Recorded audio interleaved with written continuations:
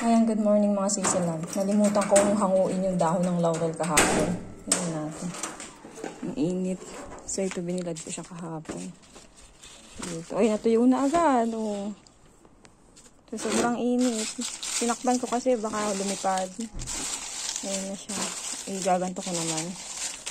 So, sobrang init dito. Kasi bibilad ko pa din. Pero medyo nag-ano na yung kulay niya. Oh. Nag-iba na yung kulay niya, diba? Haluin ko naman. Tinakpan ko kasi siya ng ano, itong towel.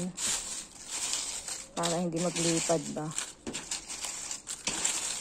Sobrang init kasi ngayon dito. 34, init na ako talaga. Ayan, madaming laurel ang inday. Ngayon nga lang ako nakakita ng puno ng laurel eh. Saka dahon. Dito ang lalaki ng dahon ng laurel. Oh. Takpan ko na ulit.